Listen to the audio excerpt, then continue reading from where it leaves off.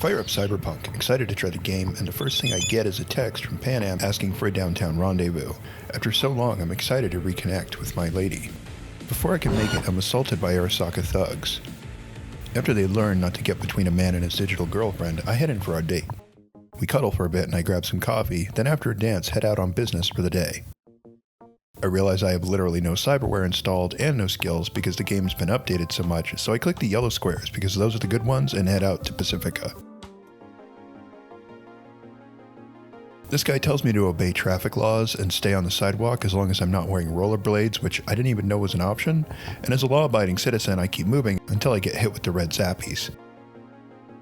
It's about when I'm doubled over on the ground, howling in pain, I realize I'm completely naked as I forgot to get dressed when I left Pan Am earlier. Color me embarrassed, but at the same time I'm happy to skip the pleasantries and get down to hard truths with Songbird. Speaking of Songbird, we meet and she tells Johnny to take a hike, which I gotta say I love Johnny, but I'm excited to finally have some privacy with a beautiful woman. Every time I try to get with Pan Am, I can't shake the feeling that Johnny's sitting in the cuck chair behind my eyes, which is kinky, but not my flavor, bro. Plus it gets a little old having such a committed terrorist in your head. I want someone who I can go to the park with, grab a coffee, and watch the homeless fight over who gets what dumpster. Anyway, so she tells me I have to break into Dogtown through an abandoned parking garage, and along the way we trade heist stories. Once we make it through and I enter the Dogtown Bazaar, I gotta say, this is the most cyberpunk I think cyberpunk has ever been. I can already smell the rat burgers and 3-year-old garbage. We spot Colonel Hansen and I'm immediately reminded of my 8th grade gym teacher. He was a college football linebacker and was also bald, which is how I know he could kick my ass. It looks like they really have everything here, so I was hoping for a monkey, but it's really just bulk arms and ammunition at affordable prices. Someday I'll find that monkey. It's good to see that even in a rough place like Dogtown run by militant separatist black market arms dealers, you can take a moment to soothe your soul and center your chakra with the delightful melodies of the steel drum. Anyway, after some casual shopping, it's time to get some fresh air, and Songbird's been pestering me to move on, something about the president being attacked in space. I don't know what I'm supposed to do about it, but who am I to tell a ghost girl in my head no? I climb up some rubble to a spot with a great view, and while I'm thinking about how nice it would be to take Pan Am here to watch the stars, someone starts shooting missiles like it's a goddamn war zone. Really spoiled the mood. I eat a space car to the face, and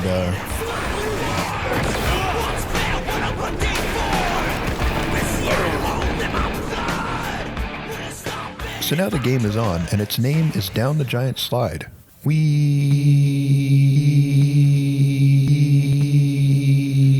And finally we're in Dogtown proper. We break into a crane and it turns out the president is being swarmed by very naughty boys who need to learn to respect their elders, so I'm like slash boom slash and get to her. I have to say, a prim white pantsuit is a bit of a bold choice for the occasion, but I guess you aren't worried about the dry cleaning bill when you're the leader of the USA. Normally, the only unsheathing I like is when I'm docking with the bros, but nobody kills my president unless they have a superior tax policy. The bad boys pull out all the stops like big mech suits, drones, and bored lackeys with exploitable patrol routes, so we sneak our way out with minimal damage. Turns out the president is an ex-military badass, which is exciting for me because there's nothing hotter than a woman who can execute a proper chokehold. Songbird sets us up with a cozy museum tour while we wait for our wanted level to drop, and we learn that once upon a time, Dogtown was supposed to be a shining jewel of the California coast, bringing bright-eyed tourists from all over the world instead of a crumbling, bombed-out hellscape. You can really see the Disneyland inspiration shine through. It's not long before the president and I are discovered, and we have to hold off the haters until Songbird activates the gigatank in the corner and one-shots the cops.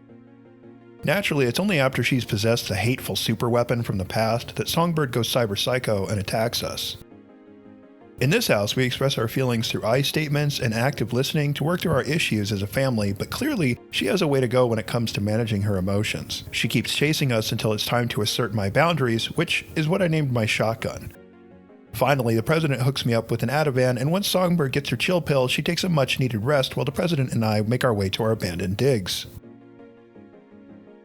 We settle in, find a change of clothes, and get the lights going. We have to roll 2 homeless dudes for the place, and I was chill with letting them live, but the president knows how to spot a couple of guys who don't pay their taxes, and she executes them on sight. She's hardcore about federal levies and assessments. While Songbird's still sleeping it off, the president tells me she's got an old plug in the area named Salmon, but we have to call him on a wall telephone like it's the 1990s. Very retro. Personally, it's been days since I've had some sunscreen, let alone proper moisturizer, but I'm still happy to get out of the musty underground sewers and bask in the sunshine.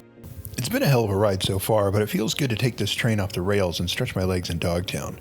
Turns out the law barely exists here, and if you leave no witnesses, you can get away with anything, even being the only guy to walk away from a supply crate spewing orange smoke into the sky. Neat. I don't want to keep Salmon waiting, so I dig up this old telephone in the back of a restaurant. I expected this place to be haunted by the ghost of Chinese food past and be chased by flying chow mein or maybe a possessed sushi bot, but instead, it's just an abandoned building that YouTube ghost hunters would film in. Disappointing. Anyway, I dialed a phone and Salmon says he's willing to meet at the basketball court later, so I hang up and make my way across town. I'm glad he took the reins because the last time I had to make a proper phone call, I nearly collapsed from heart palpitations. I don't know how boomers do it. Once we're at the meeting, the old boy jams a pistol in my side and tells me to meet him in a dark alleyway around the corner. I've heard that one before, but I usually walk away a few eddies richer, so no complaints from me. The boy could use a few cc's of Botox and a nice cleanser. He's an old school spy and he gives off bored uncle vibes, so it's no surprise he's down to help the president escape Colonel Hansen. We meet with Madame Presidente, and once they clearly communicate their expectations and process the emotions of reuniting, Salmon and I are off to connect with another agent named Alex. She owns a bar in Dogtown, and once she reveals her true face, I can see why she kept it hidden. If other ladies knew she had the imported Korean products, they'd be trying to take the whole basket at gunpoint. Good for her. Salmon and I sweet talk Alex into joining the mission, and she has a quick smoke. Terrible for the collagen, but she has some to spare. I bounce to give those two room to catch up and go to spend quality time with Pan Am. After a bone and a nap and a shower, Salmon lets me know it's time to hit up the Voodoo boys because Songbird's disappeared ever since the tank incident, and there's a paraplegic hacker who might have some answers. Finally, some representation for the differently abled. Subscribe if you want to see more videos with wholesome representation. This place is absolutely swarming with Voodoo boys, and we start by sneaking in, but that doesn't last long. This is the first time I felt like Phantom Liberty was challenging me, and it took me a minute to realize that I had to shoot the big glowing red thing in the middle of the room. Who would have guessed? Still, we hack and slash our way through like it's a Kill Bill movie, and Hacker Man connects us to Songbird. He then fries harder than a tech bro at Burning Man, and we skedaddle. We discover that Colonel Smooth-Top is holding Songbird hostage in his half-completed hotel in the heart of Dogtown. The place is absolutely swarming with soldiers, but he's hosting a party soon in the penthouse. Turns out Colonel Hairless is the Diddy of Dogtown, and all the rich and famous will be there. We meet with Mr. Hands, who's looking to move up the ladder here, and will trade blueprints for Colonel Bald's building in exchange for a few favors around town. Once the deed's done, we find out Alex has been holding out on us. She's at a bat cave this whole time and never once invited Sam and I in for a face-peeling cocktails. How selfish. Anyway, we go over the blueprints for the hotel and formulate our plan. Salmon's going to take the elevator while I swim in through the flooded basement filled with OSHA hazards and toxic sludge. I think we both know why I'm the one who's doing the swimming here. It's because I'm scuba certified. Once I'm into the building, I take over a sniper nest by jacking my brain into the gun.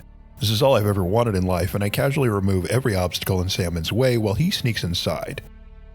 We change into a couple of elegant ladies' pantsuits and make an entrance. We schmooze with some of Night City's most famous faces, like News Lady, News Guy, and Sansa Stark. And of course, Colonel Puffy is here. Just when I'm wondering when the baby oil is about to come out, I get word from Songbird. She's shacked up with Colonel Combless, and she has a plan to get us free from him, but she has to lift some tech from him first, and of course needs our help. This is basically my only shot to save my body and mind from my imaginary friend Johnny taking it over, so who am I to say no to her plan? What do we have to do in the meantime? We have to scan a pair of nerds at the roulette table so we can steal their faces, and it's about here when Salmon dips and leaves me to do all the work. Once again, I hard carry the team. Good thing my spine is made out of metal. We jack the nerds' ride and steal their clothes and tuck them in for a nap in a couple of 9mm sleeping bags. We set a meet with Colonel Waxon, and knowing that once Songbird and I get a chance, we'll grab the anti-death tech and make a run for it.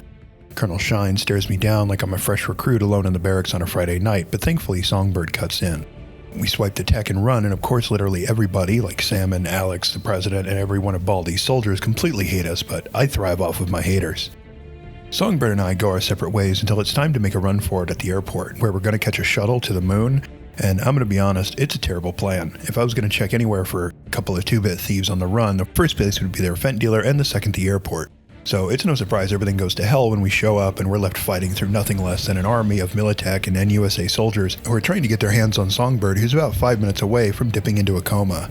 Thankfully, between Songbird being an overpowered giga hacker and my glorious 48 inches of hand-forged Japanese steel, we cut a swath of merciless destruction to our goal. After putting half the population of California on the ground, Songbird reveals that the entire plan was a ruse. There's only one dose of brain fix, and she's on death's door, so I'm a bad person if I take it instead of her, because I have another week to live or so. I don't really know what kind of monkey moral calculus came up with this situation, but having an S-tier hacker alive and on your side when you're being hunted by the NUSA, Militech, Arasaka, and half the gangs in Night City doesn't really sound like a bad idea, so I help Songbird to the launch pad. Salmon's here like a cowboy in an 80-year-old movie, but I'm not about to listen to reason and put the man down. He never did that much for me. In fact, I pretty much carried him the entire time, and Songbird might have committed mass murder and betrayed me, but at least she's a bit of a go-getter. And that's what you want when you're backed into a corner. And with that, we tuck Songbird into the shuttle and say goodbye. Johnny and I watch her take off and wish her the best of luck.